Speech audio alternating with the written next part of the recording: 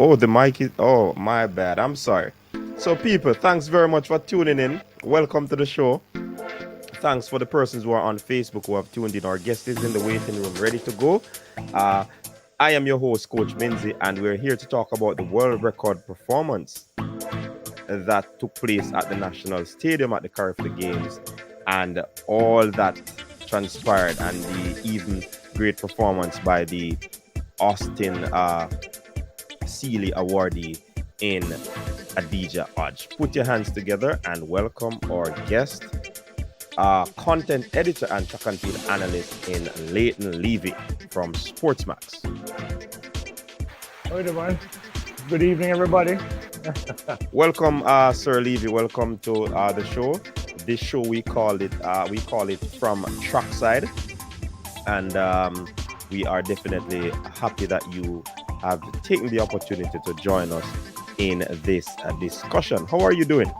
Oh, not too bad. A little tired. Long weekend. Of course, Sportsmax broadcast the Carifta games all 3 days, and I was part of that coverage. So a little jaded, a little tired, but I'm good.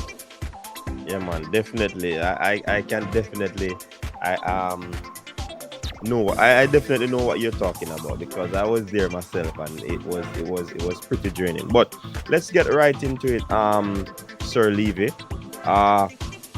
Jamaica stepped in as the host of the tournament, the competition, due to Guyana not being able to step up to the plate. What are your thoughts on Jamaica being a host, and do you think it was a well organized run program?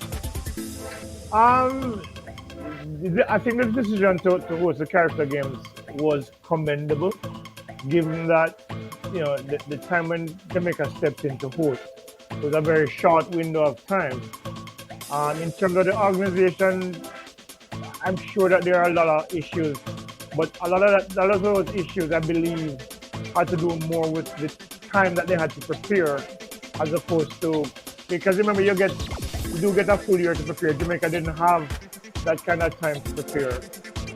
So there were some logistical issues that I'm aware of, and there's some other issues that I believe could have been avoided. But under the circumstances, I'm not going to, blame anybody too much because of the window of time that they had to prepare and get everything ready.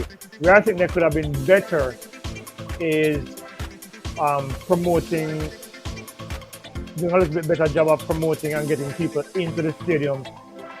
There are opportunities there for them to partner with some of the sponsors to probably get free tickets out to people and get people more engaged and get them into the stadium. Like they did on the last night, was a better crowd than the first two nights, but certainly I believe that all 3 nights could have been maybe closer to 15,000 people had they been a little bit more creative with the marketing of it. Okay, and what grade would you give us? What, in terms of the hosting? Yes, out of 10. Out of 10, 6.5. 6.5, maybe 7, because I think on the field of competition, I think things went smoothly enough. It was just behind the scenes where there's some issues that that could have been avoided, or in hindsight. Well, everything is clear in hindsight, but there are some issues behind the scenes that I can't speak to publicly. But there were issues that I believe could have been better managed, notwithstanding the small window of time that they had to prepare. Okay, yes, definitely. So Mm. let's move into the games itself. Was a very good games, nevertheless, in spite the issues behind the scene. Tell us about some of the standout performances that you would have seen at this game. Well, the most obvious one is the 42-58 world record by the Jamaican under 20 girls. Three of the four girls who set that record in Nairobi, Kenya last year, August, are on this team added to, well, Brenna Liston was added to that lineup, replacing Karika Hill, and they are they blew the top off of the stadium and blew the top of the existing world record, and I'm still wrapping my mind around how good that time is, given that this is April, and that the World Under 20 Championships is in Cali, Colombia in August, which is at altitude, which makes you wonder if you put these four ladies together, or probably change out one of those positions for Karika Hill, we're probably looking at a 42 low, or some ridiculous time, because these women are extremely talented.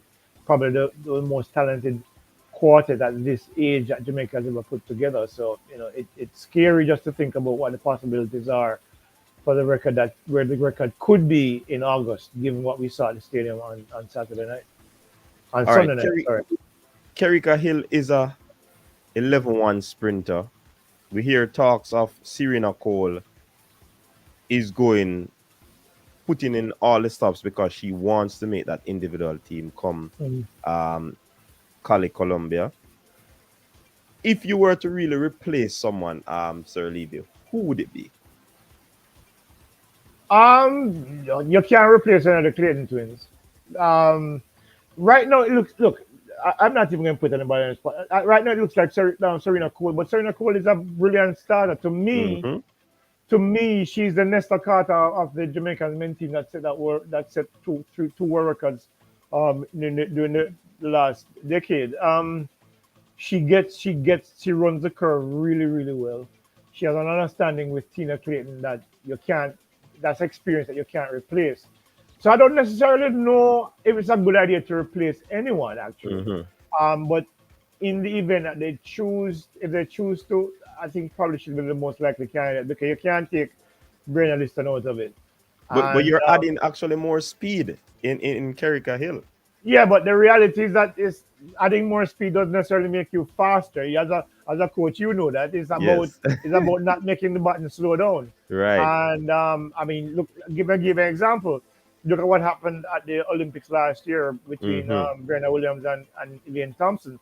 Elaine had to slow down because she took off a little bit too early and had to hit the brakes to get Brenna up to, and Mm-hmm. Brenna ran a brilliant first leg. And Yes. that's what I think cost us the world record. So it's not necessarily the speed you need. I remember the French team back in the 1990s. There were Yes. four 10-3 and 10-2 and 10-1 guys, and they ran Exactly. 37-75. Speed is not always the answer to breaking world records. It's not having the button slow down, meaning efficient changes, and of course the individuals running the incoming runner running at top level to pan that stick over while they're still traveling. But, I Mm-hmm. mean, so the speed is not necessarily the speed in this instance. I don't think it will be a major factor, because even though Karika Hill might be faster than Serena Cole, I think Serena Cole runs a brilliant curve on opening, and we've seen it. We saw it last year in Kenya. We saw it again on Sunday night. Do you really want to change that setup, because she's already very comfortable with Tina Clayton? Do you really want to change that dynamic? I mean, we all know Karika Hill is extremely talented, but where does she fit into this team? It's hard to fit her into the team right now, given what we've seen that this team is capable of. Right. I just rewatched the race before we came on, Mhm. and I definitely believe that this team can go faster. Anybody to break this record has to be them. Okay. Reason being, when I looked at the changes, first leg to second leg, they were tentative, I believe, Yeah, because it they was a safe. wanted to get that stick around, It was a right? safe change, and And it was not that could particularly smooth. also be a result of not getting a lot of practice time in, Mm. even though the chemistry would have been there between Tina and Serena, Very nice. because they represent the same high school. But I Mhm. think the girls were a bit more tentative in terms of wanting to get the baton around safely. And Mhm. that's why I believe things weren't as smooth as we would have expected. And that's my Agreed. observation from Yeah, that. man, agreed. And because I mean, when you look at it, even the pass between Brenna Liston and Tia Clayton at the anchor, Tia was, I mean, Brenna ran up into her back. I mean, ideally, Tia should have been able to extend her hand all the way back and take the stick, which means that and I suppose it's unfamiliarity because you see Liston running, but she probably wouldn't have understood how fast she would be coming in at her. So she probably took off a little bit late, or I don't know, Brianna came in a little bit too fast because that girl is quick. And so she almost ran up on her back, which means that she took the stick like this, which means that Hmm, her hmm. balance would have probably been off a little So they bit. didn't maximize the change. No, so the changes I think could be a little bit more efficient. And if that was the case, maybe 42-2 would have been in the offing because I think they did lose some fractions on that first change and on the last change as well. All right. That was your number one. So I interjected because it's really a point of discussion, that performance. Yeah, man. But, That but, but was before you uh, move on, Sir Leighton, you know, I'm really surprised because the ladies broke the record in front of the home crowd, mhm. and it's like nothing, no little celebration for the ladies, nothing at um. all. I mean, I don't Listen, know if I'm thinking too far or wide, but I mean, look. something One. could have happened for them if it is Yeah. not in the making. Well, they did celebrate them on the medal ceremony. The thing is this, huh? Um. How do I phrase this? One of the things I think is was lost on the crowd and lost on the people who might be watching is the magnitude of the performance. Huh? Um, we take a lot for granted in this country when it comes to track and field, maybe because we're so used to seeing our athletes perform at such a high level all the time. And we're coming out of an era where Usain Bolt spoiled us in many ways, and not Brianna Williams, Shelley Fraser Price, and Elaine Thompson have spoiled us in so many ways that we've become so used to seeing these high level performances.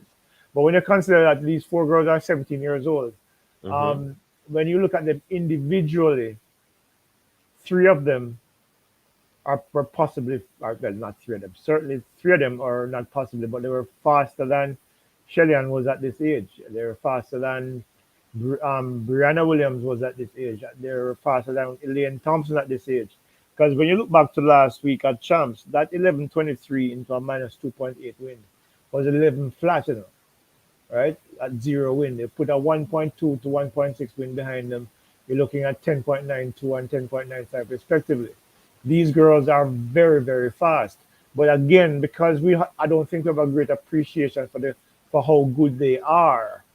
I don't think it translates over into what they accomplished with this record. 42.58 is ridiculous, because it was not that long ago. Let me use it this way: the boys under 20 4x1. These girls would have beat three of those teams, right? And that's the gravity of what we are saying. If you put these girls in the under 24x1, they would have beaten three other boys teams easily because they're that fast. So I don't know. In terms of I mean, awarding them anything, I think that's probably come later on in the year. Right now, I think this was just a stop along the way, and then um, with Colombia being just a few months away, maybe that's the time when, after they come back, it's time to celebrate that. Because I think, given what we saw at the stadium on Sunday night, that record might be on borrowed time in August. Yeah, man. Continue on your performances, All the right, standout so performances. that okay. I will get to Adija Hadji in a little bit, but I want to Hmm. mention some other performances before that. There's a young lady from the USVI, Michelle Smith. Michelle Smith, yes. Yeah, she won the 400 hurdles. She came second in the 800. 100 hurdles, and then she won the 800 going away. This girl split 61 for the first lap, Yes, man. right? And did not look like, I thought, I swore that her legs were going to give up. Because remember, her legs are tired, obviously, from the 400 and 100 meter hurdles. Hmm.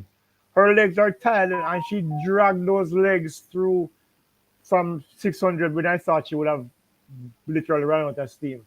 And she kept dragging those legs to the line. I think it's a new personal best for her.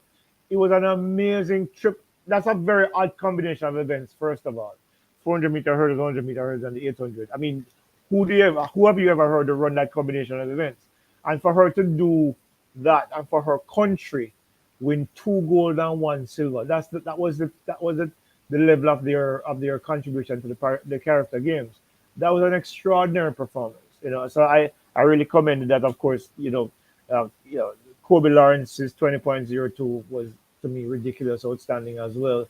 Given the previous record of Warren Barrett Jr., you saw gradually Kobe getting closer and closer to the mark, and he deservedly got that mark on his final throw, 20.02. Christopher Young also, I think, threw really, really well, and I think those two could be two to look forward to in the next 2 to 3 years as they get stronger and bigger, on a global scale in terms of the Olympics or World Championships.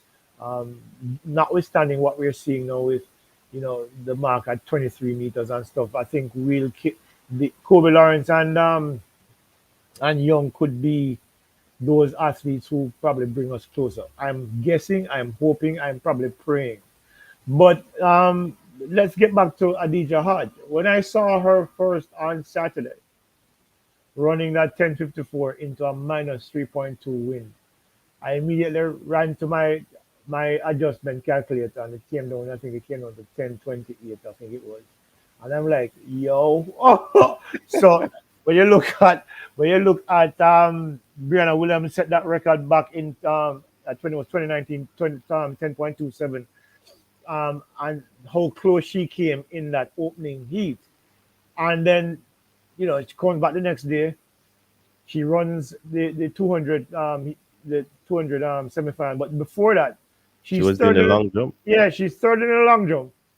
The man them take her out of the heat and say, okay, you have to complete the jump now, which I think caused some controversy because I'm hearing that the rules said that situation should have been applied differently. So she goes over, look on the field and say, okay, fine, my third year, boom, 620, go and hold on for that until we come back. And then goes back and run 23.74. Remember, the long jump saps your legs, in ways in which we've seen it affect so many different athletes who run. I mean, Carl was probably the exception, where he could jump and still run a sub 10 100. But she comes back run 23.74. So she locks up 2 gold medals, comes back on yesterday, and runs 23.4 into a -3.2 win. That's like a 23-1, The record, Anisha McLaughlin's 23.03. She was that close to it. Mm-hmm. So imagine if her legs were a little bit fresher, having not done the long jump. She probably would have broken that record. And Anisha McLaughlin's record has been here for almost 2 decades now. In fact, more than 2 decades now. So you're looking at a situation where this young lady is extremely talented. I remember talking to the president of the BVI Association in March, and he was telling me that his team was coming to Carifta, not to make up numbers. They were coming to win medals, and that's exactly what they did. They had a small team. Remember, this is our country. As my brother said, there are more people living in Portmore than living in PVI. It's definitely 30,000 people, right? But there are a country that has produced Kyron Master, who it took 3 ridiculous times to deny him a podium spot at the at the Olympics last year.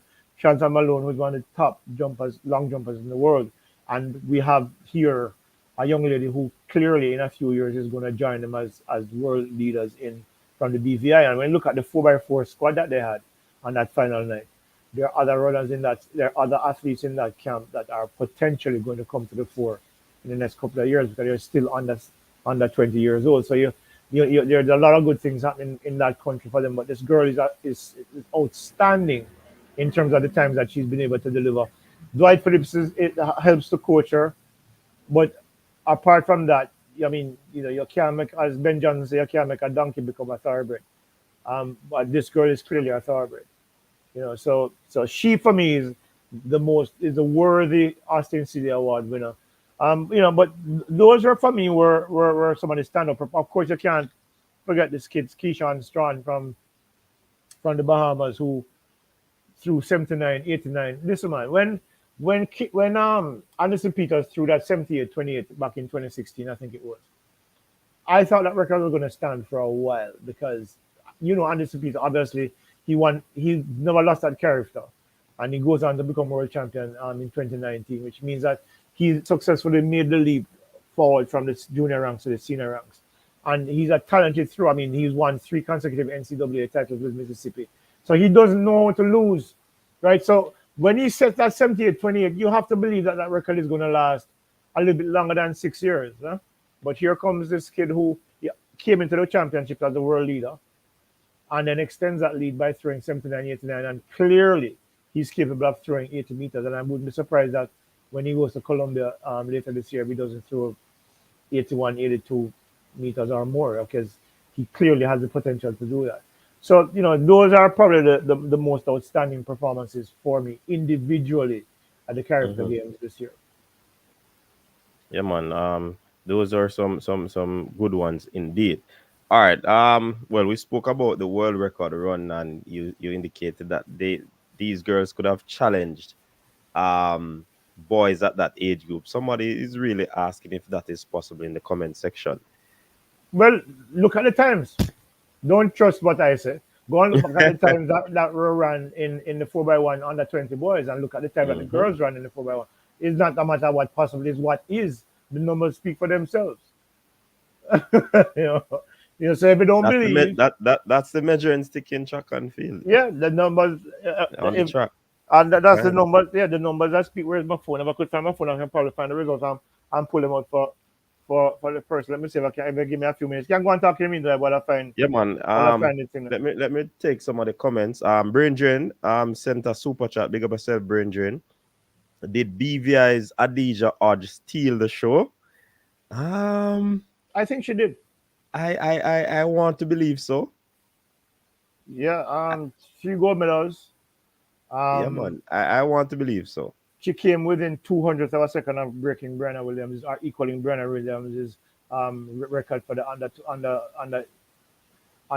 17 under 17 category. She jumps a leading jump of 6 meters 20 in a long jump, and then runs one of the fastest times in the 200 into a negative win. I mean, there were several outstanding performances, but you have to believe that hers as a collective makes her the most outstanding female athlete of the meet. Certainly. Richard Stevens from UK saying, having seen the track and field competition, what do you, Leighton, and yourself make of the quality among the rest of the Caribbean? Right now, the quality of the Caribbean is not where I believe it should be, but there are reasons for that. Huh? When you look at remember, people were coming out of a pandemic where when the respective countries in the Caribbean shut down, it meant that everything shut down. Huh? And you look at it and see that some of these countries started back late. Jamaica started back early, thankfully, and we have a strong grassroots program here in Jamaica, which gives us an advantage. The BVI similarly were clearly doing a lot of work during that period as well. But the Bahamas, Trinidad, Barbados, they just started back this year, so they are a little bit behind in terms of their getting back up to full speed. So yeah, the performances weren't necessarily great from a country perspective, but from an individual perspective, there are really some good individual performances that I think were world class. Okay, so let me bring up the results for you. So for the class, the under 20 boys, what am I looking for? Is it the under 17? The under 20 boys 4x1? Okay, the winning time was 39.15 by Jamaica. Second 40.41 Bahamas. Third 40.72. Guadeloupe ran 42.08 for fifth. Okay. Now remember that the Jamaican girls ran 42.58. Okay. Guyana ran 42.79, right, which is slower. The Turks and Caicos ran 43.81, which means that they would have lost by a second to the girls. And Trinidad and Tobago ran 44.90 seconds. They would have lost by almost 3 seconds to the Jamaican under 20 girls. So this is not what is really possible. It's right there in black and white. Definitely. You know, All so right. A question again. How mhm. optimistic are you both regarding the Jamaican boys? What are the prospects of them graduating to matching or exceeding past male teams? Let me start off before you come in, Mm. Leighton, because I, I I I often tell people that not because an athlete dominates at the junior level, they will go on to become an elite athlete, and not because they did not dominate that they won't go on and be an elite athlete. I Exactly. think that is paramount for persons to understand that it's really a touch and go when it comes on to track and field. Really a touch and go. It's not carved in stone that this person is going to go on. We'd love for them to go on and do well internationally.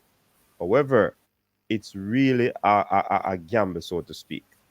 Yeah. You can chime in there later. Okay. So let me put some numbers together for people.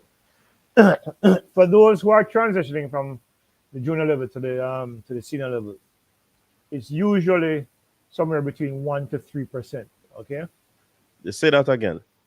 It usually is about 1 to 3% of those high school athletes who make the transition to Hmm. senior ranks. And here's why: the bulk of them, most of them, do not want to have a career in track and field. For I them, track and field is a means to an end. It's a means to getting means a to an end. scholarship, to get a university degree, probably get residency in the United States, build a career on something that they did the degree on, bring them family up, or being able to, if they're not able to, send money back to Jamaica to take them families out of poverty. I've spoken to, I can't tell you how many Jamaican athletes who are immensely talented, who were stars at champs or who did well at champs, meaning that they made finals and they made medals, they made the podium. And when you talk to them after 3 years at college and you say to them, what's 4 years of college, sorry, and they say, what's next? They're thinking graduate, get a job, start out their residency, and make some money. They have no ambition of becoming an Olympic or world champion.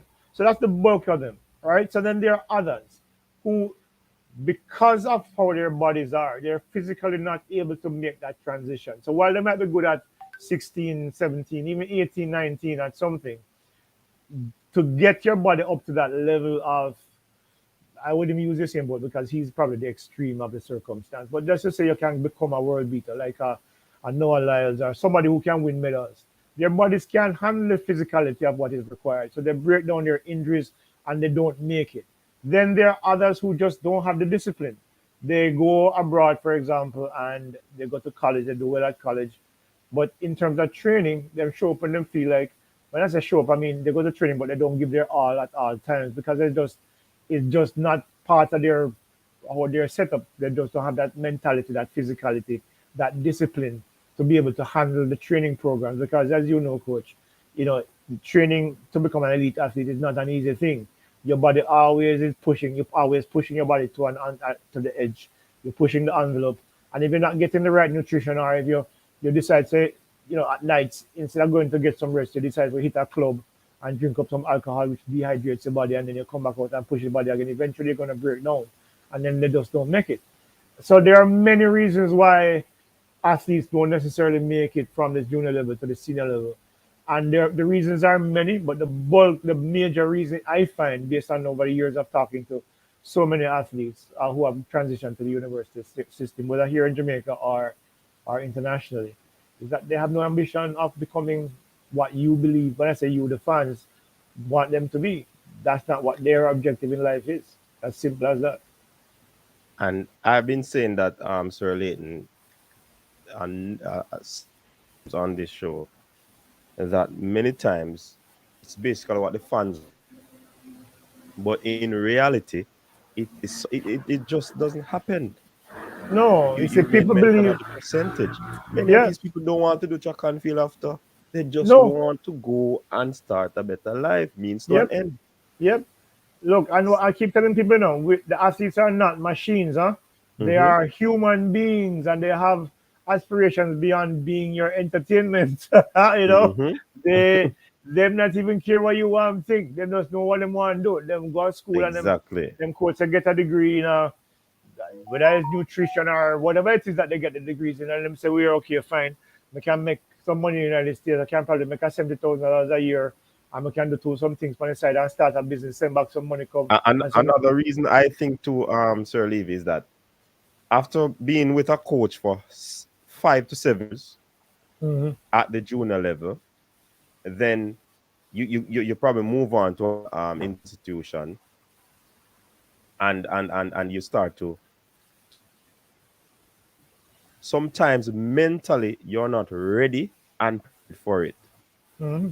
So and plus your body really have to go through a different phase of adapting to that new sort of training and regime. Mm-hmm. So and Mm-hmm. not going to adapt quickly. Sometimes your body rebel and stuff like that and give up. Yep. So Here this is and here's another factor that I believe. yeah, and here's an important factor as I mentioned that you used to being a star in high school, huh? Mm-hmm. And everybody say you're the greatest thing since sliced bread, and you know if you're a boy, all the girls them like you off, and you're getting privileges that normally you wouldn't get, and you move into a collegiate system where you're just another athlete. You get up and run, and a man just run less because he's faster than you. And a lot of people are not able to handle that kind of dynamic where all of a sudden you are not the star anymore. You are just another athlete in the mill that produces athletes through that college system. And a lot of athletes are not able to deal with that reality that they're not the star anymore. And then because of that, it breaks their spirit. And once their And spirit is broken, demotivate. yeah, they don't come back. So there are many reasons. They're not people are when we need to factor in the human side of the condition and realize that the athletes are not robots. They have emotions, they have feelings, they have needs, and they have wants like everybody else. And they have ambitions that more often than not do not align with the fans. We would like to see them go on and run. Because I mean, the minute you see last week when Brenna ran a champs, I hear people start talking about, boy, Jamaica team got a world championship. Make which Jamaican team and beat who? What's one of the things that I find that we need to be a little bit more understanding of the process of the transition. Huh?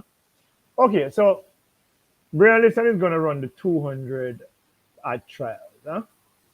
Elaine Thompson has to run the 200 at trials because she's not the Diamond League 200-meter champion, so she has to deal with that. She's the Diamond League 200-meter, but no, she's the Diamond League 100-meter champion. Sorry. So you don't know. You were trials. Brian Liston going to beat she or Sherika Jackson, 21-5 and 21-8, or let's say Shelley decide to run the 200 again this year. 21-9. 21-9 or 21-7, actually, what she ran a trial last year. No, 21, it wasn't what she ran a trial last year. Whatever it is, but it's a 21 athlete. Do we really think that Brian Liston can do that? But let's say, okay, let's move away from that because they were talking about the 50.8 that she split on the 400-meter leg. Let's just say Cherokee Young or schoolmate or former schoolmate from Highdale comes 49.87 this weekend. Yes. Stacey and Williams, right? 50.3. Stephanie McPherson, who's going to run 49 again this year, right? Candice McLeod, who's going to run 49 again this year. Possibly Ronisha McGregor, who's going to probably run 50 point this year. Tiffany James, I mean, who is she going to beat exactly to get on the team? We have to understand Exactly. that this thing is a process, huh? And it requires 3 rounds where she's going to come to the trials if she does, and I hope she does not because I think she needs the time. And if she does, she's probably going to Colombia go deal with that, so she's not being more national team in that respect this year. But she's going to have to run rounds against girls and women who are as fast and faster than her, which means that she's going to exert more energy through the rounds to get to the final, which means that she probably won't have enough left in the final to run her best. And if she does run her best, who is she going to be? We need to stop putting pressure on these kids and allow them to progress at their own pace. Because I hear somebody say that Alison Felix won a title when she was a teenager. Yeah, but that's Alison Felix. Not everybody's going to progress the same way or make that kind of success at the same level. Usain Bolt got to finals that in 2005, but that same year, and he got to the finals, and an injury caused him not to the amount of medals I thought he would have. But that was Usain Bolt. Alison Felix and Usain Bolt are at a level of talent that very few of us possess. So the reality is just give the girls a chance to progress at their own rate and stop loading the pressure of expectation of your expectation on what they're capable of doing. And as you're on that point, let us segue into the other in question in terms of should these ladies forfeit their final year of eligibility? And do what? They do Go well pro? at the World Under 20 Mm. Championship in Colombia. Should they forget about coming back to school, try to secure a sponsorship, and just do what they need to do to make some money quick out because Yeah, listen, that's a tricky question because here's the thing, huh? We've seen athletes go pro early and they've made a success of themselves. Usain Bolt was signed by Puma when he was 16. Huh? Alison Felix was signed by Nike when she was 16 too. There have been a number of athletes who have been signed early by sponsors and have gone on to have successful careers. Um, so if when you sit down and weigh the situation and you figure say this is something that you can do, sure, why not sign the contract? Because you can't always come back and finish school because you'll have the money to be able to do that. You can pay for your own education after that. The problem is if early in your career you pick up a potential career ending injury and you get one bunch of money, and then after that you done what you do after that. You don't have an education, and you just the money will eventually run out somewhere along the way. What do you do? Which is why I say is what, and it's something that I believe that if you are, and there's no certainty about the thing. I have always believed that an education gives you something to fall back on. Huh? And while it might look very attractive to take the money now and run with it, there are no guarantees that you're going to find the success that your shoe sponsors require. Which means that you could have a 4 year cycle and then you won't get another contract because you sign a contract at 17, your first cycle is 21, and if you're good enough, you sign another cycle to 25, and then a third contract to take you to the end of your career. But the uncertainty of sport is that you sign a contract and anything can happen. So if you feel comfortable to take the money now and run, fine. I can't stop you from that because you that's a risk that you're willing to take to succeed. But from my perspective, I would prefer, even though it doesn't necessarily work for everybody. I'd say go to school and get a degree, and then you can sign a contract because you're still young enough, you know. Or you can sign a contract I and still share go to that school. same sentiments. Yeah, yeah, Michael Orr school early yeah. did not work out for him even until now. Mhm. Then you have Johnny Brown doing pretty well, so and things are not. So there are a lot of persons who would have been there as examples. Some might hit, some Yeah, might not be a hit. yeah. It's That depending on the luck of the draw. Yeah, You know what I sports is a fickle thing, All it take, I mean, look at how well Johan Blake was running up to 2014. mean? Mm-hmm. 969, 19.26, second fastest man in our history. Many people thought that, well, as both back began to transition out, Blake would be the man to step to the fore, and then the hamstring injury, the muscle tear clean off of the bone, which would have ended anybody else's career. In fact, the only other athlete I know who had an injury that bad, who managed to come back to the sport and win medals, was Irina Privalova. And she came back for the Mm-hmm. 400-meter hurdles, not the 100 and 200, right? Karen Stewart had that tore her hamstrings, shredded it in France in 2010, and she was never the same athlete after that. Thankfully, she had a few good years before that where she got Olympic silver in 2008, and she was on a few Jamaican teams that did really well. But her career could have been so much more had it not been for that hamstring injury. And so you don't know what's going to happen because the travel and the intense training your body might just decide one day, say, listen, the hamstring I will tear up, and it goes tear up, and then your life is over, and then you know more likely than not you're gonna the money what you're earning you're already spending it because more often than not people spend the money like it's gonna be a constant stream and it's not always the case, and then that money runs out, and then that one next you end up you know work for scraps or do some foolishness because you didn't have an option that you can fall back on. So, Mm-hmm. while I will not tell someone not to take the money in any instance where a shoe company is offering, what I would say is that take the money and go to school and do both at the same time because you can. Omar McLeod did that after 2 years at Arkansas where he took the money Mm-hmm. from Nike and he did another year at school and then he went fully pro. But if he wants to go back now, he just has 1 year of school to finish, so he can probably pay for that Mm-hmm. and finish up. So school is always for me a safe option as a fallback option if things don't work out. But if you get a good Right. contract and you figure say you can survive the environment and become a successful athlete, I'm not going to tell you not to take the money, but at the same time you have to be smart with it. Yeah, you have to be smart. And I think that one of the decision probably I'm not certain though, you can correct me if I'm wrong, that Mm. Akeem Bloomfield made in terms of still doing school even though he got a contract.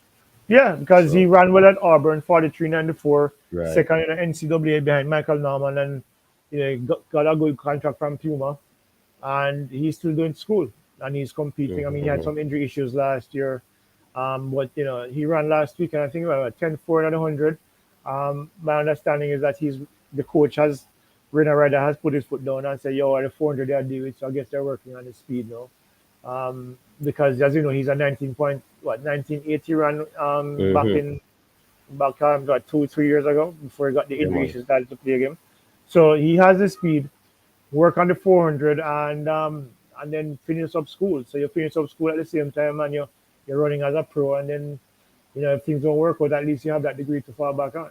So Right, certainly.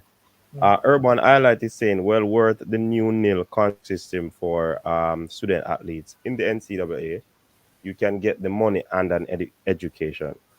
yep, absolutely, and especially now where athletes are able to utilize their image rights and stuff like that. I mean, by Mm-hmm. all means, go to school and you make money while you go to school, and you make your shoe pants sponsor money as well. So it's a win-win situation because I thought the NCAA system was a slavery system in disguise for many many years, where you can pay a coach $6 million and $10 million a year, for example, with gridiron football, where coaches that make millions of dollars a year, and the player can't even get our lunch money from somebody. That don't make no sense to me. Them tell us that education, the education is value. No, the education is value, but the athletes are earning you billions of dollars Mm-hmm. by being on the field. They should earn some money from it. I don't. Exactly. The education costs you $40,000 a year for 4 years at $160,000, and the coaches are earning what the coaches earn can send out 100 kids to school for 4 years, right? That's not fair. The athletes need to get paid. I mean, the school can be making billions or hundreds of millions of dollars, and the people who are making it for them can go to bed hungry. Yeah, if you know the stories of some of these athletes, oh, they go to bed hungry because they're not allowed to take anything from boosters or anybody. Even take a pair of shoes from somebody, them get them they're as all of a sudden they're ineligible to compete. That don't make no sense to me. That's always been slavery. So when the court finally ruled that the athletes need to earn something from their thing, by all means, and I think it was the right move because I think Yeah, man. It was a big move. yeah, man, a big scam. Well, that was an ultimate scam to me. Like I said it for you many many years. So Under scam. yeah, it is a scam. But it was still in your face, even though it was undercover. Yeah, it's in your face undercover because guess what? Everybody make money except you. Mm-hmm. Right? And then the unfortunate thing about it is that in some of those circumstances, the degrees that these guys were doing, them couldn't really go to the world and get a proper job anyway. Because some little, some low skilled degrees where when you go into a marketplace, you can't really get a high paying job for that. Value for the money. So you're end up losing on both fronts. You're not making no money, and then the degree that you ultimately might get not going to be able to earn you anything significantly either. So is an the abusive system, and as I said, slavery in disguise. Yeah, man. All right. So Journey is asking, what event does you think Sherika Jackson should focus on? What anyone should choose. Look, she's the fifth best combination sprinter in history. 1076, 2182, and 4449, huh? Or 47, I think it is. Um, Anything that she chooses to run, it is for her to choose. I mean, 1076, based on what we saw with her indoors this year, she's improved her first 60. If she brings that to the outdoors, that 1076 could become 1069. That additional speed could get her to 48 in the 400, and the additional speed can get her to 21.6 or 21.5 in the 200. So anything that I think she chooses to focus on is what is the best event for her, because she's equally skilled at all three. I mean, let's look at the people that are ahead of her.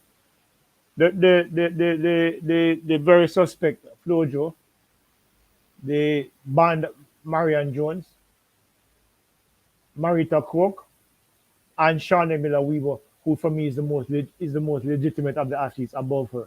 Shawnee Miller 1098, 21.7, and 48.3. Huh? So in my mind, she's the second best of all time because three of those ladies have big asterisks against their names in my book. So, anything that Cherika chooses to run, I think she will do well at, because she's done the work and she's delivered on all fronts. Bronze medal in all. Well, the 200 probably would have been a silver had she not mistimed that run at the Olympics last year. But so far, she's delivered world championship bronze, uh, Olympic bronze for the 400, Olympic bronze in the 100 meters, Olympic gold in the 4x1. I think she can do anything she chooses to do. So I wouldn't necessarily pick any one event for her because I think she's equally capable of all three. Yeah. All right. Fear Spot is asking if there's any predictions from you or expectation for the upcoming World Championship Too for the early to say. Jamaican continent. Too early to say. It's still April. We don't even. None of our major athletes have even begun to compete properly. Leighton ran at 10:89 over the weekend. Um, I don't know what that means for the next 2 months because the World Championships are 100 days away or just about. We haven't seen Shelly yet. We heard that she's running in Nairobi on May 7th. I'm told that she might not be there. So we don't know when she's opening up.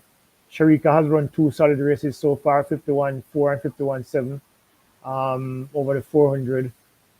We really Elaine haven't. 1089. Yeah, I mentioned that at the outset, 1089 last weekend.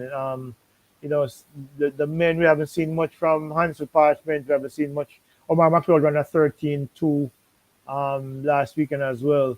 It's too early. It's April. Ask me that question mid-May or early June, and I'll be able to probably more accurately tell you what to expect um, from our men. What I do know is that the in terms of the 100 meters right now for this year and for the next at least 2 to 3 years, I don't think we have a shot at anywhere near a final.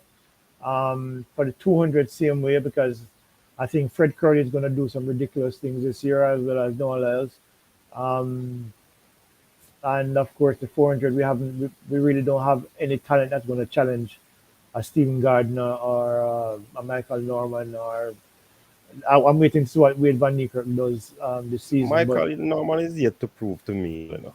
yeah, I mean, he has been a disappointment in the Hmm. sense that you run 43.6 in our college and you have not gone back there since. I think his situation is one where I think his mentality or his psychology is probably part of the reason why he hasn't done as well. Maybe he's wilting under the pressure of American expectations. So I don't know, but when I said Michael Norman, I was also throwing that name out there. But in terms of Stephen Gardner, for example, world and Olympic champion, 43, 45. People don't understand how good that kid is. He started competing at 16 years old, right? So he's including this year. This is his 10th year running track. And what he's Hmm. done so far has been absolutely ridiculous. National record for the Bahamas, 19.75 for the 200, 43.4 for the 400. He's won gold at the Olympics and the World Championships in the event. He holds 100 a fast times too. yeah, he has a 300 world record now. But the man barely broke a sweat this season, which tells me that I wouldn't be surprised if he broaches 42-9 this season because he is Hmm. that good. And he looks up, when I saw him in Bermuda last week, he looks bigger and stronger, running into a -5 wind, running past a field with Jerry Richards from Trinidad and winning in 20.8 is ridiculous. Huh? So, Hmm. yeah, so but I think where we are likely to continue to do well is in the sprint hurdles. I think Parchment, with the confidence that we see from him after winning the Olympics, and I'm hoping Ronald Levy finds some form because indoors he didn't look great at all. Omar McLeod, obviously, and of course, hopefully Rashid Broadbelt makes a return. Orlando Bennett. We have a deep crew of sprint hurdlers for the men, Hmm. like the women. With the women, of course, the country, as you mentioned, Janik Brown is somebody who is, there's some concerns about where she is right now. But when you look at the depth that we have with Williams and Akira Nugent, possibly Brittany Anderson, there Megan Tapper, who hasn't raced much yet, but I hear she's training really, really well. So there is going to be maybe 6 or 7 high quality women in those events at the national championships. Similarly for the men, and I think maybe we can put together a 4x4 squad. I mean, we'll probably put together a decent 4x1 squad as well because Andrew Ewers is running well. Burnett just won ran 999 on last weekend as well. Yes. And we can put in Oblique Seville and maybe one other person. We can probably put together a decent 4x1 team to go into.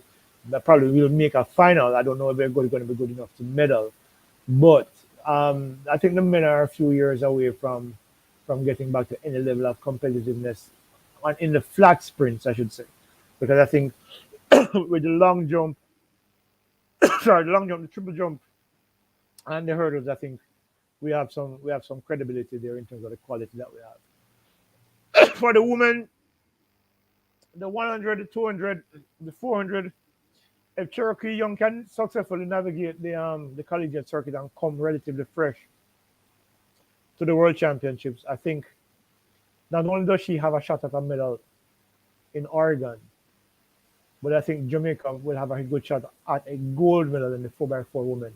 Because if we can, when I spoke to Stephen Francis earlier this year, he did say, or was it last year, when I interviewed him about the lane, that video is on YouTube. I had spoken to him about Stephanie McPherson. He said she's going to run well this year. So it's Stephanie McPherson, um, Candice McLeod, Stacey Ann Williams, and Cherokee Young. That's a very formidable 4x4 squad. So I think there are medal prospects, or medal possibilities for the 400 for women, as well as medal possibilities for the 4x4 women. Of course, Elaine and Shelley are on, and Sherika, if Sherika chooses to run 100 this year, because right now I'm not even sure where she's going with which event she'll eventually choose. But certainly, we're looking at that team. That's medals all around there so as well. And of course, the 4x1 women, I think they'll have a better opportunity to go for that world record in Oregon if everybody comes in healthy.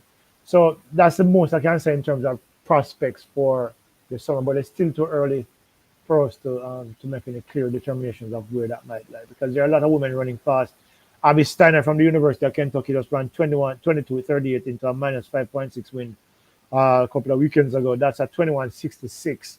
If she can take that form from the NCAA and take it to the U.S. National Championships and into Oregon, which is in July, so it's closer to the end of the NCAA season than the Olympics were last year. She could be somebody who could come to upset the apple cart because she's really fast. 10.92 in 100, I mean, she has good speed. And that 22.3, which translates to a 21.6 basic, meaning that it's zero wind, means that she's probably capable of 21.5 with a wind behind her. So, we don't know. And Shakara Richardson, we don't know where she's going yet because based on my information, nobody knows whether she's coming or going this year. So, we have to wait and see. There's a lot still to be learned before we can actually make any accurate projections on what could happen in Oregon in the summer. Yeah, man. Um, Rich Pool Sports is saying, how progressive is the sport of athletics? Bearing in mind that what you have said is track and field a sleeping giant as far as career opportunities are concerned. Is it America or I don't understand that last part, but you heard the first part though, right? The first part was whether I can make a college a career with a track and field. Mm-hmm. Yes, I mean if this was 20 years ago, I'd say yes, yes, yes, yes. These days there are a lot of athletes who make a lot of money in track and field, but there are some of those who make nothing at all. Because the money now goes to the basically only the elite athletes, huh? The Bolts, the Shelleys, the Michael, not Michael. I keep saying Michael Norman, but the elite, the Noah Lyles of the world. You know the the the God, I can't remember people's names all of a sudden. But you know there used to be a time when you could be an average athlete. When I say average, you mean you make an Olympic final, but you really don't have no prospects of winning. But you can make a top eight. You could have gone with 150,000 US a year, which is not a Mm-hmm. bad deal. Now those athletes are taking home much less. You know, I know professional athletes right now who are they're barely able to survive in terms of paying their mortgage or rent and buy food and live. The thing has shifted to the point now where only the very top athletes make the really good money. So you know, is track and field a viable career only for a few? I say. Hey, Sir Levy, Otto Bowling was on the show, Yeah. and Brianna was on the show. And Hmm. still keeps coming up after those two individuals have answered the question. Mm. Do you think Brenna Williams should be running faster times at this point trajectory? Not necessarily. She just turned 20 in March. you know, people, people. I don't think people truly understand that getting to the times that we see other athletes running, huh? Because it's not a linear process, huh?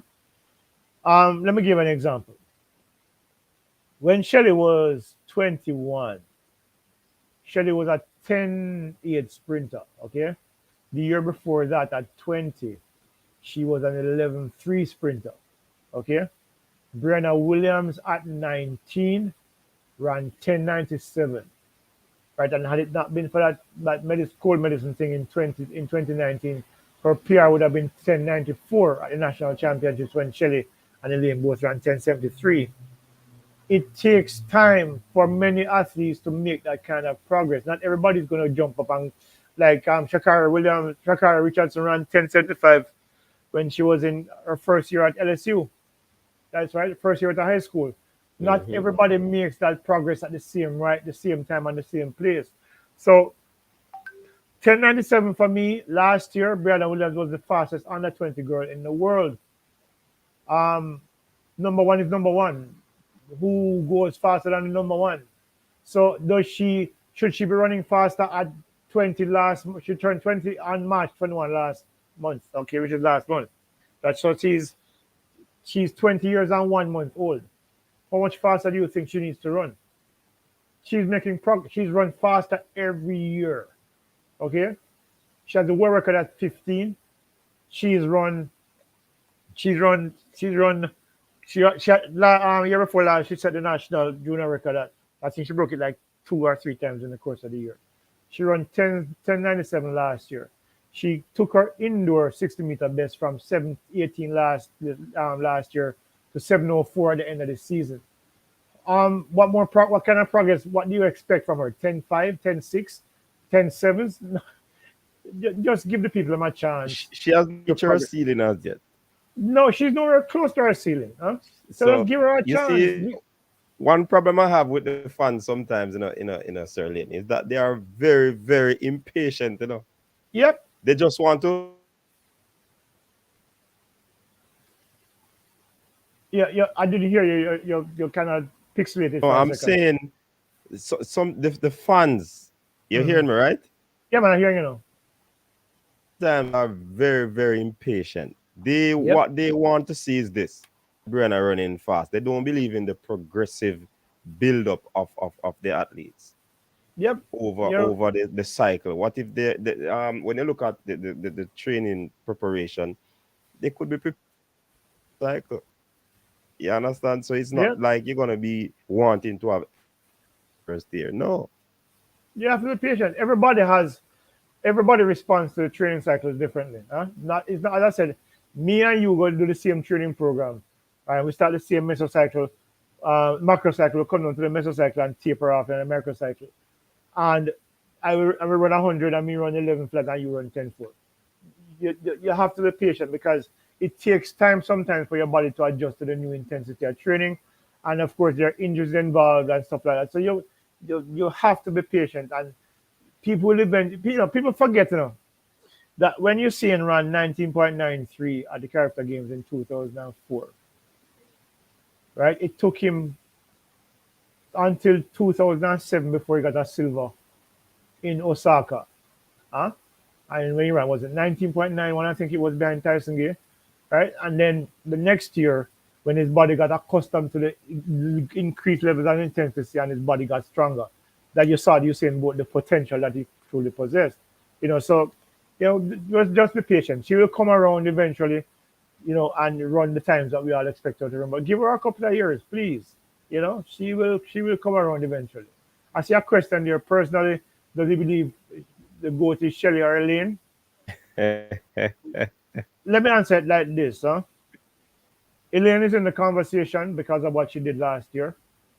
No other woman in history has ever run four sub 10 sevens, and no other woman in history has ever run one back to back sprint doubles at the Olympic Games. So that puts her in the conversation. But here's why Shelly is the greatest of all time. Who you say, Shelly? Yeah, two Okay. Olympic two Olympic gold medals, first woman in history to win Olympic medals in four consecutive Olympic Games, Mm-hmm. a 200-meter world title, well, Olympic silver 200 first of all, 200-meter world title for a 100-meter sprinter, four world titles in the 100 meters, the last after having a baby 2 years before. Takes her personal best down from 1070 to 1063 down to 1060. In my mind, there is no argument about who's the greatest sprinter of all time. If None Elaine whatsoever. wins, if Elaine wins in Oregon in the summer, and then wins again in 2023, and then goes back to Paris in 2024, and then medals again, then we can have a realistic conversation. Right now, Elaine is in the conversation, but right now, Shelly still has the advantage because of those four world titles in 100 meters. And One, you're being challenged by the same individual. But I agree with everything that you're saying. 120%. But brain drain is challenging you.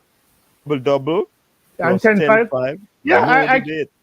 no, no, no, no, no debate. Let me tell you something. Look, Shelly has been doing this since 2008. Okay, this is not a 2 year or a 3 year thing. She's been doing it for a decade, right? 10 sevens right through and runs 1060 last year at the age of 34 years old, right? What? Here's how you determine good. Okay, You have to put some respect on Shelly name. yeah, GOAT is excellence over an extended period of time against the best in the world in all circumstances at all times. Shelly has beaten the best 100-meter sprinters for 10 years in a row. And she's always, except for the last, in fact, let me tell you, and this is in favor of Elaine, but I'm going to tell you something. Shelly has run under 10 8 25 times now, I think, like 24 times. She's run. She only lost three of those races. Three of those races were lost to Elaine Thompson Hero, which is why I said she's in the conversation. Mm-hmm, But mm-hmm. Olympic gold in 2008, World Championship gold in 2009, 1073 and 1078 and 1073, because Karen run 1075 in 2009 and come second. She misses out at 2011 because she was injured and did surgery. Then she comes back in 2013, triple, the first woman to ever win 3 sprint medals at a global world championships, the 100, the 200, and the 4x1 relay. Never been done before. Shelly has held the Olympic title, world indoor title, all at the same time. Never been done before, right? She's the 8th fastest of all time in 60 meters, 6.98, right? Second fastest Jamaican, tied with the lane behind Merlin at 6.96. So that's the Olympics. Of course, she wins with a sick tour in Brazil in 2016. She comes third.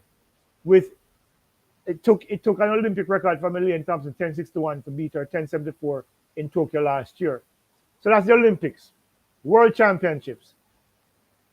She wins the triple in Moscow, as I mentioned before. She wins 100 in 2015. She comes back in 2017, wins again. No, she was pregnant in 2017. 2019, she comes back and win her 4th world championship title. That's 4 titles more than Elaine has right now. Okay, Elaine's best performance, 2015 silver behind Daphne Skippers in the 200. Daphne Shippers. Right. So Shelly's 4 world titles, 2 Olympic gold in the 100, 4 Olympic medals in the 100, never been done before. That's history, okay? Elaine created history, but so has Shelly. No woman has ever gone to 4 Olympics and win 4 medals in the same event. Never been done before. Look, Elaine is in the conversation, but the 10-5 does not give her an edge. Listen, right? We love Elaine, people. I want you to get this. We love Elaine. A matter of fact, we love all our Jamaican and some other athletes around the world. However, when you're talking about putting out the facts on the table, Shelly is leading at this moment. Yeah, Shelly's ahead. Elaine is in the conversation.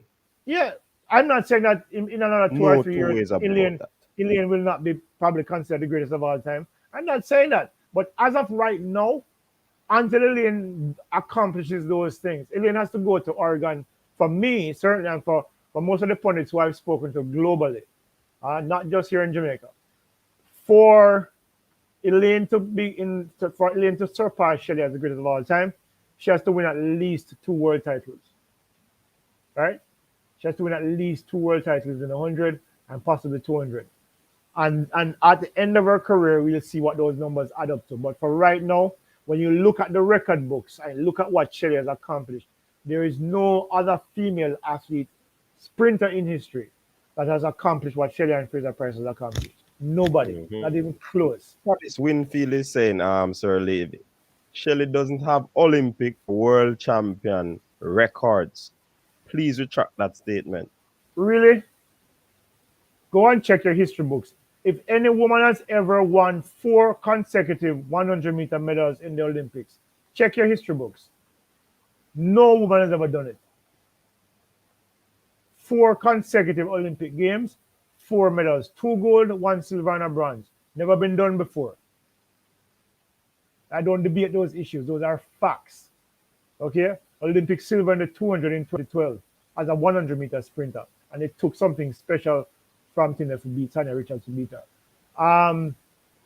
4 world titles, right? A 200-meter world title. Okay? You do the math. And if you don't believe about the Olympic 100 meters, go check your history. Don't take my word for it. Go check the history books. If any female sprinter in history has ever won 4 medals in consecutive Olympic Games in the 100 meters, check it out. Never been done before. The conversation will be a never end one because the argument is which is greater, the Olympics or the World Championship? Well, look at it this way. The Olympics is the pinnacle of all sports. The World Championships is the pinnacle of track and field. So both of them carry equal weight in the sense that they are the pinnacle of the sport itself, right? So the reality is, look, you might like Elaine, and I love Elaine, huh? Right? Elaine and I talk frequently enough, and we're good. And the reality is that I don't make emotion decide determine logic for me. Huh? Yes. Because I respect both of them. In fact, when Shelly is the first Jamaican woman to win an Olympic gold medal for Jamaica in 100 meters, okay, that's history that you cannot take away. First is first, okay. Dion Hemmings was the first Jamaican woman to win an Olympic gold medal. Shelly was the first to Mm-hmm. win it in 100. Shelly is the first one, or the first to win to hold the Olympic and world title at the same time. Shelly is the first one to hold the Olympic and world title and world indoor title at the same time, and she's held the Olympic and world title at the same time twice. 2009, 2009, 2008 and 2009, and 2012 and 2013. Again, don't take my word for it. Go and check for yourself.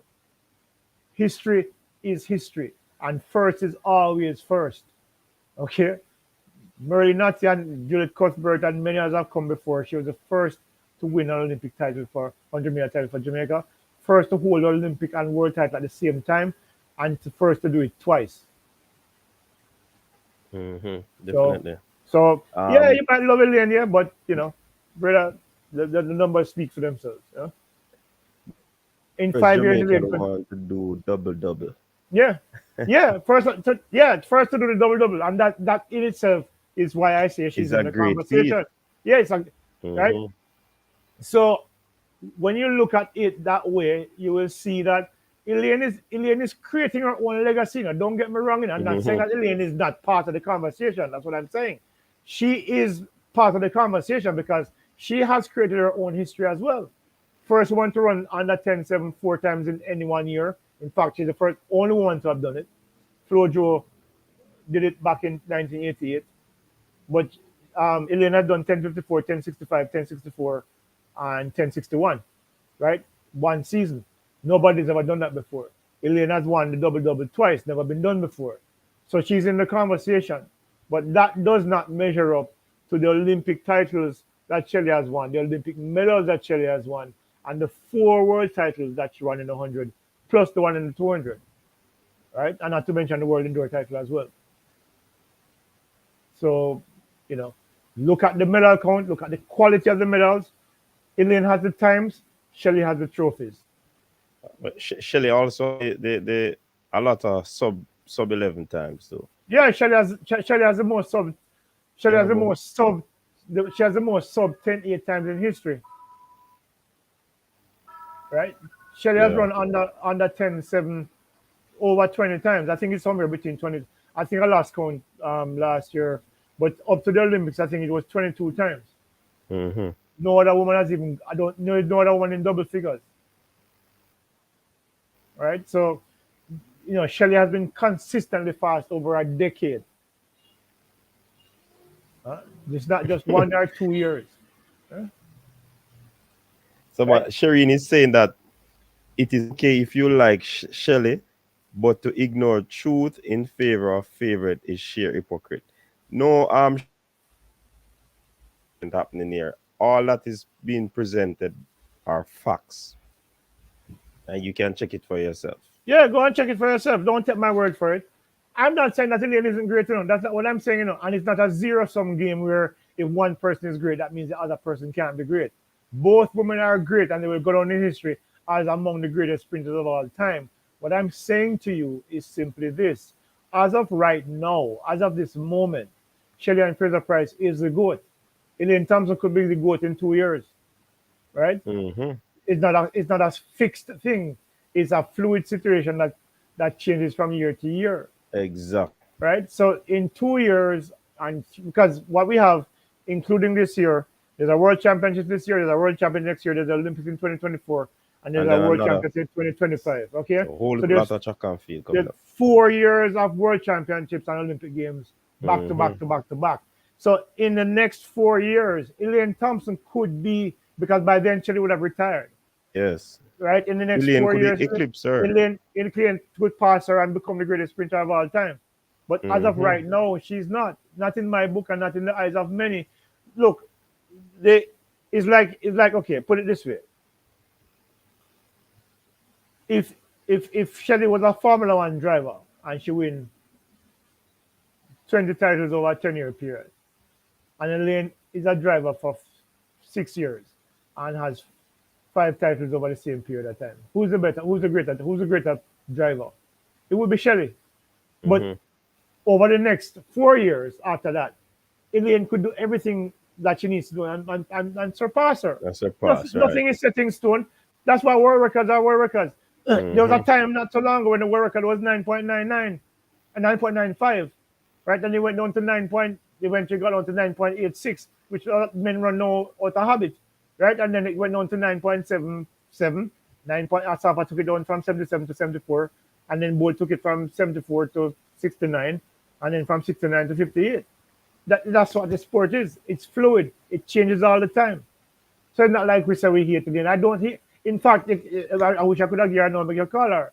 I have the maximum respect for her, right? But as of right now, the reality is that Shelly and Fraser Price is the greatest sprinter of all time, and that could change in a couple of years' time. But it all depends on what Elaine does. And Sherin is saying it's easy to win the 100, but the 200, from a technical standpoint, it takes more ability or technical acumen to win the 100 rather than the 200. When you can make a mistake in the 100 and recover, it's very difficult to do that in the 100. And you would have to be way ahead of the field. Yep. So no, Sherin, I won't agree with you on that one. The 100 you Let have me no go room. through The 100 we you have no we room have for Brain error. Drain with super chat. Big up to Rico on that super chat as well. Elaine Sanjali Thompson era is exceptional. Him go Google. And we do not disagree that Elaine is exceptional because she is exceptional. Elaine So a there's boss, no, yeah. but right now Shelly at the lead.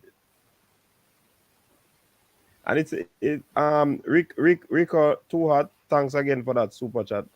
It's gonna be like a big debate, like like the Michael Jordan, LeBron James conversation.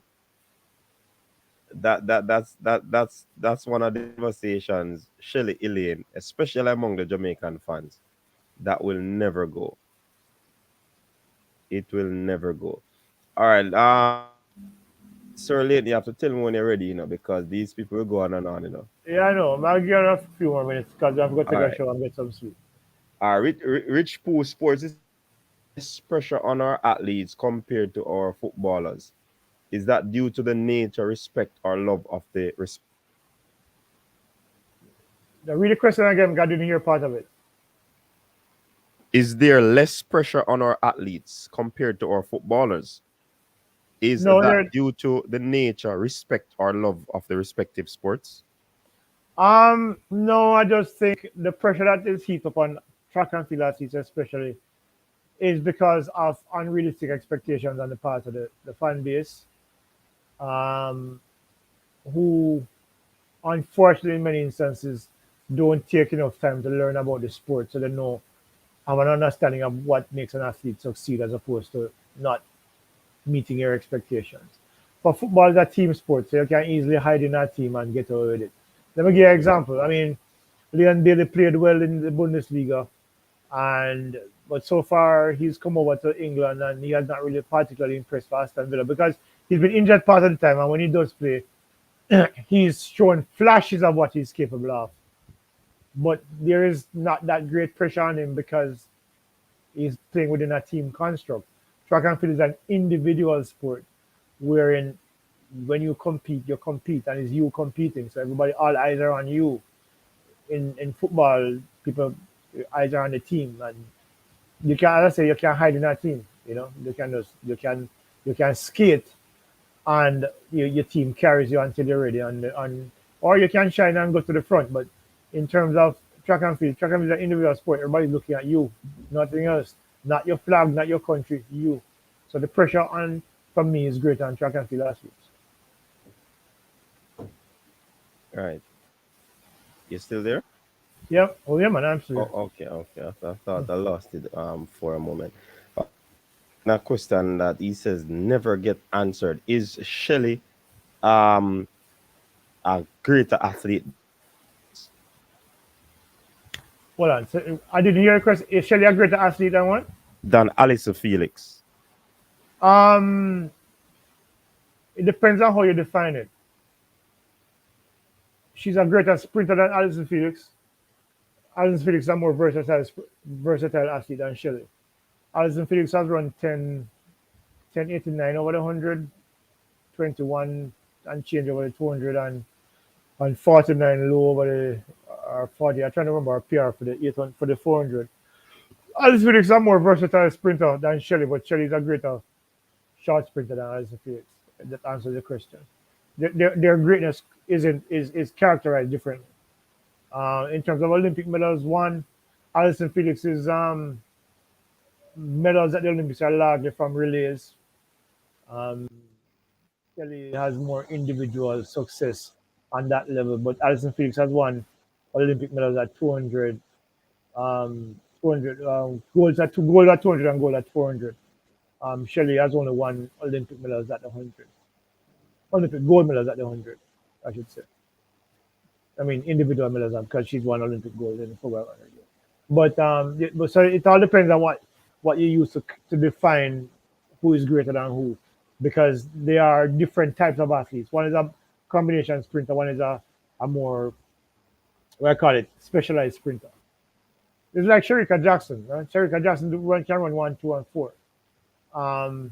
It's So longer than yeah, Shelly. yeah, and so you have to characterize, you have to compare. If you want to compare athletes, you have to compare Sherika Jackson to Alison Felix. Athletes, Yeah, similar athletes. yeah, apples and oranges. Yeah, man. Let me see if I find any more question. Yeah, I Any can take one more? last question. Yeah, man. I'll see if I find another one. It is.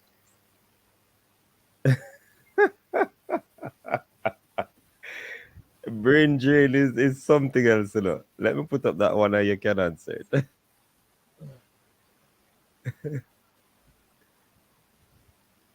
But with the Jews, Marion Jones was impressive.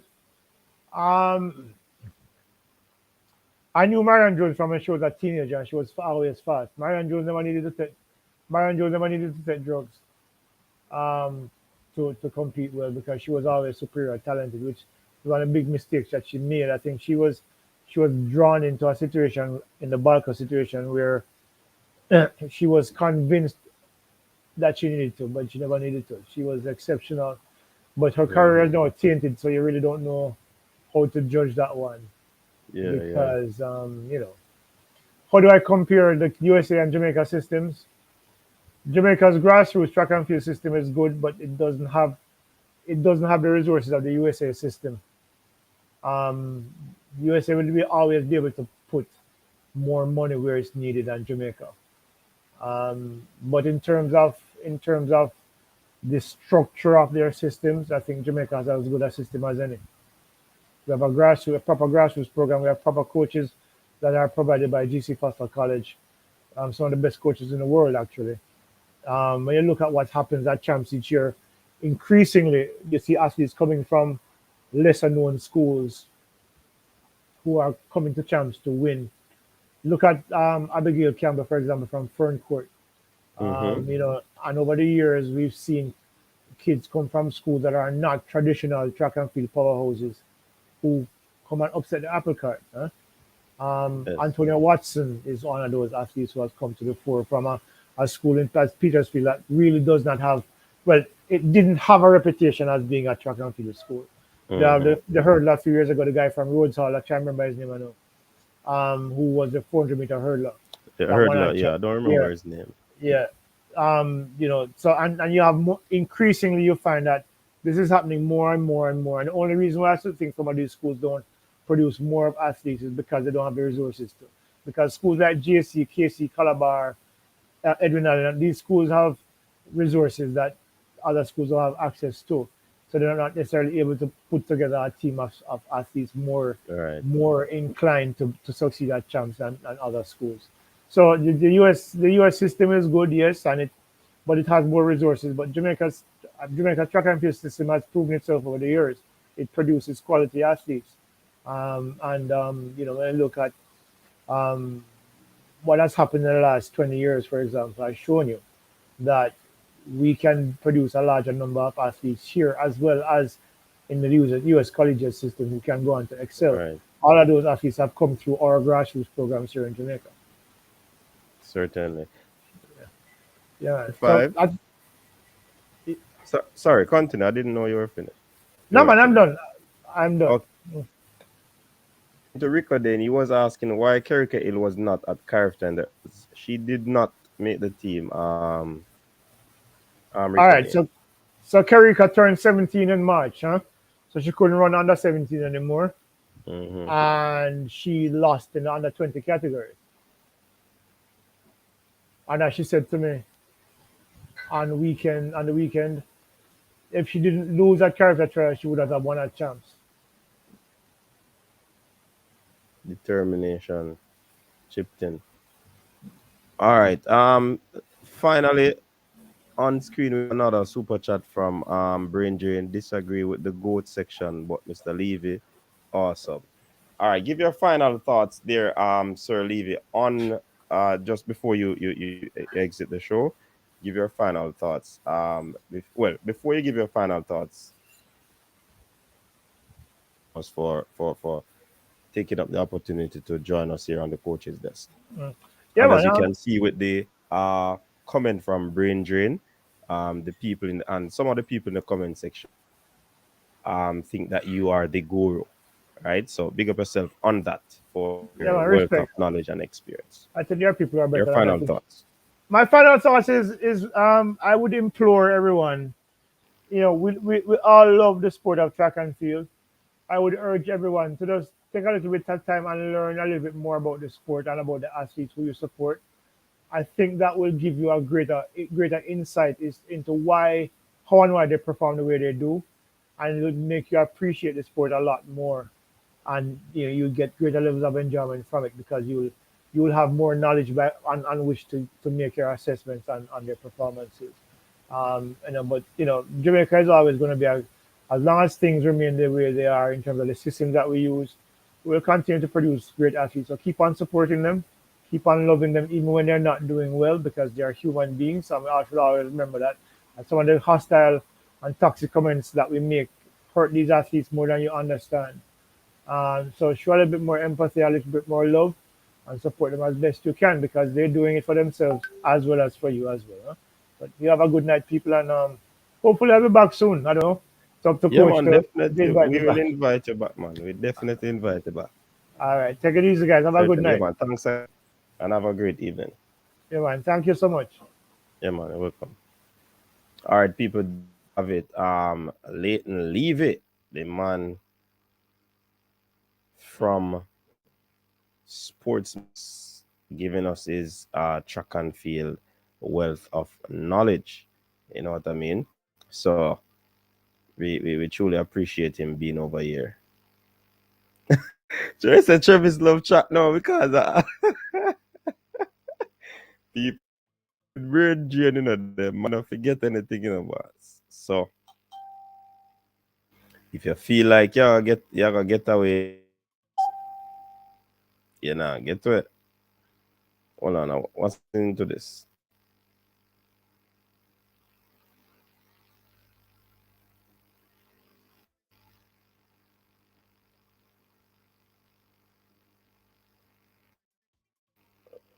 What is this? This okay, get away, man. Yeah, man.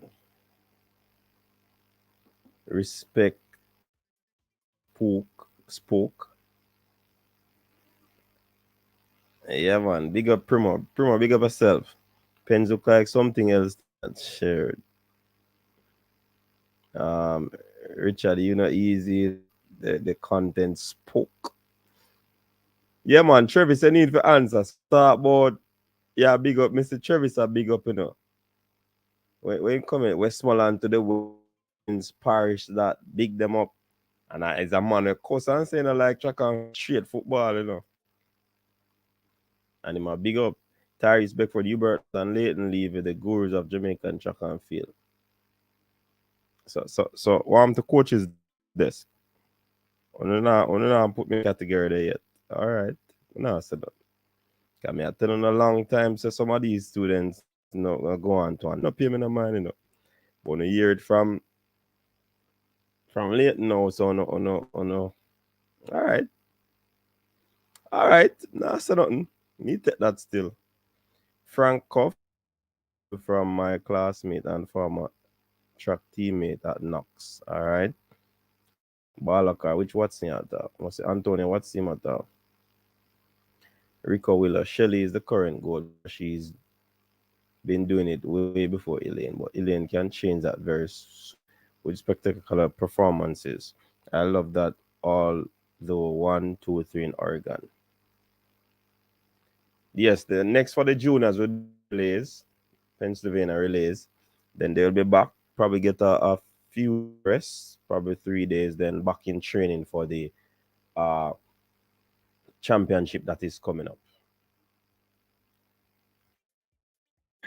So you're gonna start him up the brain journey. Me ignore the other question. Or you know, they might talk about the thing there, the tracks, the football. Anyways, people, this is my second stream for the day. So we're gonna put it down right now. But much thanks and respect to somebody who came on for a little track and field discussion there. Uh we said little about a big discussion. So Daniel Allen, coach, like Ilian, you got to work your way to that category. All right, Alan. all right. So style and flavor now we'll be ending the show at this moment. Thanks again, people. If you have listen to me. You cannot leave on no like the stream. 300 and odd people on and 30 odd like. This is unacceptable. Like up the stream, people. It seems as if that is a thing brain drain. Yeah man, but no problem. The guest to say the same thing that I've been saying. I don't know, but respect Leighton Levy. You have to respect Hubert Lawrence. The man they paved the way, pioneer. So I that. You know what I mean? So again, people, thanks very much for tuning in. Of course, go to a past show. So all who don't like it. You see me? Look at the goat.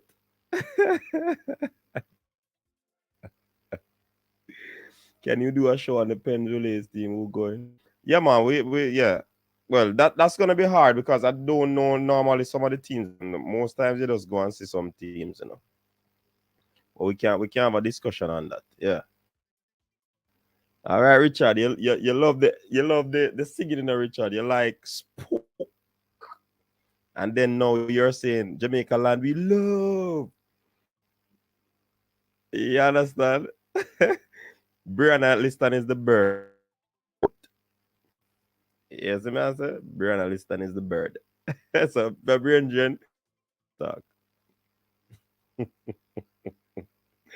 Anyways, it was a good one. Thanks very much for tuning in. Anfield, we not talk about Anfield. You don't know what going on Anfield. Hmm? Why you ask me again? What happened at Anfield? And you know what happened. We're not playing nobody. Which comment is that, Rockford? Jesus, please. No, may I get in that trouble now? Let me see if I can scroll up and see Rockford. Because I want a comment to come in and Rockford expect me if you see all of the comments them. See me I scroll back and I don't see nothing from Rockford. Is it Rockford? Let me look again.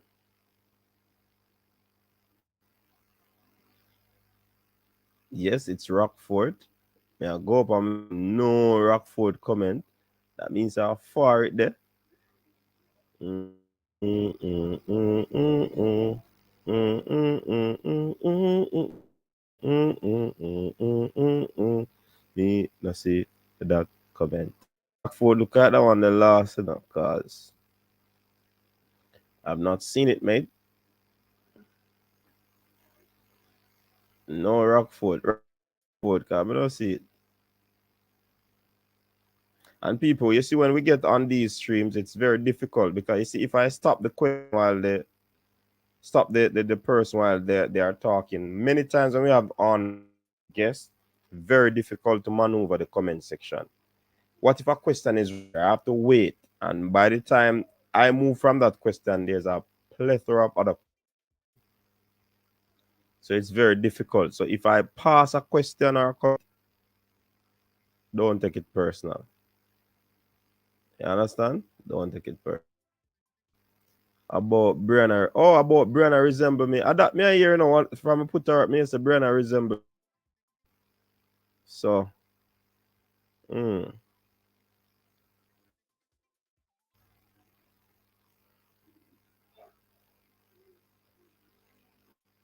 what was it like meeting Saf? That was a highlight to see you both together. Richard, you know, yes, me put up picture of Shelly already. I know the first me I meet Shelly, boss. That's what I'm saying. Not the first I'm meeting Shelly. So you probably you'd say it's a reunion. But the piece of a photocopy, a Photoshop the thing, you know. And even though I'm not so skilled on those aspects of Photoshop. But when I push me to do all the fine tuning of my Photoshop skills. Yeah, man, those new thumbnails that you have been seeing lies in the Photoshop. Yes. All right, people. Thanks again. Brain June said once me read him question, good. Everything good. All right, people. Until next time, stay safe. Do the right thing. Stay on the correct path. And everything will be all right. You know? Peace out. A style of your flavor make the city rock. They must say the season come out with a bang. Coach Minzy, best round here. Remember that.